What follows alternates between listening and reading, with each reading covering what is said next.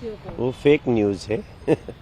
ये इस तरह से अगर कोई बयान है तो बयान चलाना चाहिए ना, लेकिन क्या है कि जब से हम लोग बिहार जीते हैं तो बहुत लोगों की आंखों में खटक रहे हैं।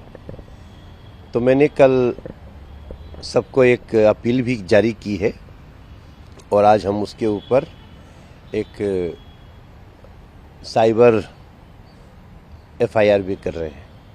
वो पूरा मैटर क्या है आप बताएंगे तो? अब मुझे नहीं पता। हम लोगों का देखिए, देश में मैं क्षेत्र का सांसद हूं और हम लोग लगातार ये मीटिंग करते हैं कि सब लोग बैंकों से जुड़े और बैंकों को कहते हैं आप हर व्यक्ति का अकाउंट खोलिए, मैंडेटरी कर रहे हैं। बैंक की जिम्मेदारी है कि खोज खोज के लोगों का अकाउंट खोले, फिर हर अकाउंट को डिजिटल करें। डिजिटल सुरक्षा के लिए हम तमाम नॉर्म्स अपना रहे हैं और उसमें जब इसके कारण ही हमारा देश आगे बढ़ रहा है, हम तीसरी सबसे बड़ी इकोनॉमी होने के कगार पे हैं, तब कुछ लोगों का इस तरह का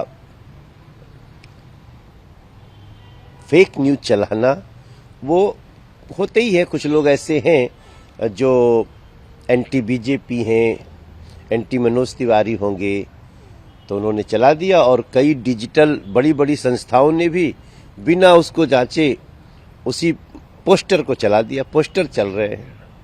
अब तो संसार डिजिटल है, सबका कोई ना कोई स्टेटमेंट होगा, स्टेटमेंट जारी करना चाहिए। तो ऐसा जो लोग फेक न्यूज को बढ़ा रहे हैं उनके ऊपर हम अपनी कानूनी कार्रवाई कर रहे हैं। अब आप जो साइबर कंप्लेन करने वाले हैं उस कंप्लेन का क्या रहेगा शेष, क्या मोटिव रहेगा, क्या कंप्लेंट रहेगा? नहीं, देखो होता ही ना कि एक तो सोर्स क्या है, कहाँ से शुरू हुआ है, उस पे पहुंच जाएंगे, उनके ऊपर कार्रवाई होगी, जो भी कानूनी कार्रवाई होती है। बाकी से मैंने अपील किया कि कोई ऐसा बयान बिना किसी से बात किए, बिना किसी का वीडियो हुए कैसे चला सकते हैं। तो इसका लोग संज्ञान लेंगे, मुझे मीडिया के ऊपर भरोसा है। वंदे मातरम पर इतनी कंट्रोवर्सी हो रही है, वाड्रा ने बोला है कि बीजेपी चुनाव के लिए है और कांग्रेस पार्टी हम लोग देश के लिए है। हम कितने भी चुनाव हार जाए हम यही बैठेंगे और आपसे और आपकी विचारधारा से लड़ते रहेंगे, अपने देश के लिए लड़ते रहेंगे। समस्या ये है कि वो अब देश के लिए नहीं लड़ रहे हैं, अब कांग्रेस देश से लड़ रही है। वंदे मातरम के टुकड़े टुकड़े इसी कांग्रेस ने किए, देश के टुकड़े टुकड़े इसी कांग्रेस ने किए और बाद में टुकड़े टुकड़े करने के नारा देने वालों को इसी कांग्रेस ने अपनी पार्टी में लिए। स्वयं कांग्रेस ने कभी मुस्लिम लीग के दबाव में, कभी किसी के दबाव में, इन्होंने हमारी धार्मिक भावना के भी टुकड़े टुकड़े किए हैं। तो प्रियंका जी जो बोल रही हैं वो वंदे मातरम का विरोध कर रही हैं, वो वंदे मातरम की चर्चा का विरोध कर रही हैं। वंदे मातरम की चर्चा पे नेता विपक्ष देखे भी नहीं गए जब प्रधानमंत्री जी ने शुरुआत किया। तो आप इससे समझ सकते हैं इन लोगों का वंदे मातरम के खिलाफ कैसा जुनून है, खिलाफ जुनून है। इसी पर अखिलेश कह रहे हैं कि वंदे मातरम और हम लोगों में जोश भरा है, लेकिन सत्ता पक्ष बीजेपी हमेशा हर चीज पर अपना हक जमाना चाहती है। ये उनको लगता है। इस देश की एकता के लिए, सांस्कृतिक एकता के लिए वंदे मातरम का भाव जरूरी है, वंदे मातरम का गान जरूरी है और वो भारतीय जनता पार्टी और एनडीए बहुत आगे बढ़ चढ़ के कर रही है। अखिलेश जी ये मान रहे हैं कि वंदे मातरम जोड़ता है, लेकिन वो इस भावना पे चले भी, ऐसा मेरा निवेदन है। वंदे मातरम का नारा जब जेल जाते थे तब लगाते थे, लोगों ने बहुत बलिदान दिए हैं, अंग्रेजों से आज़ादी का नारा ये बन गया था।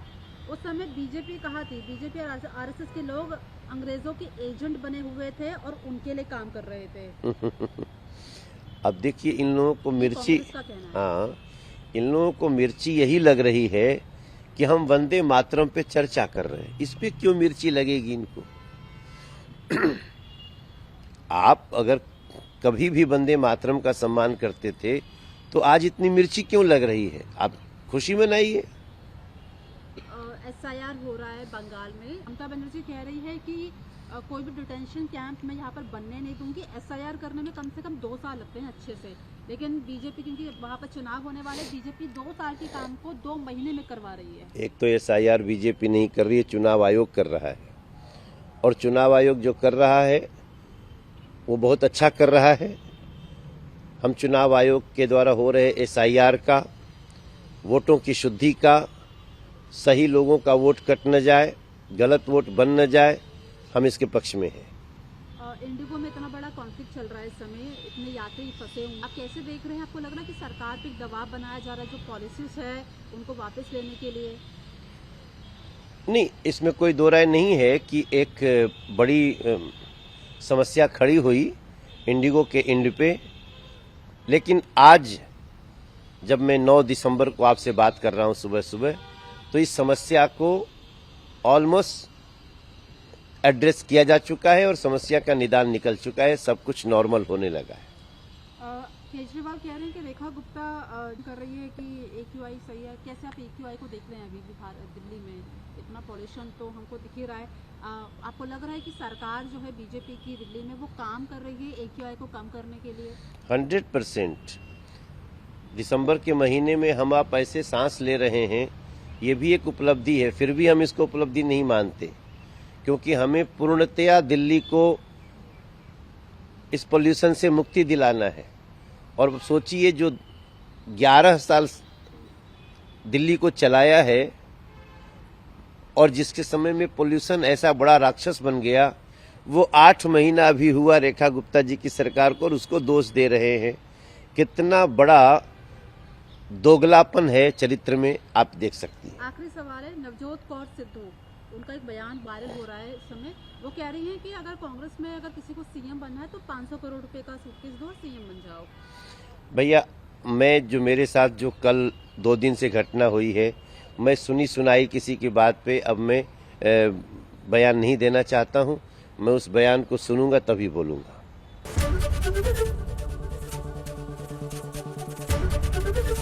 ABP गंगा, खबर आपकी, जुबान आपकी।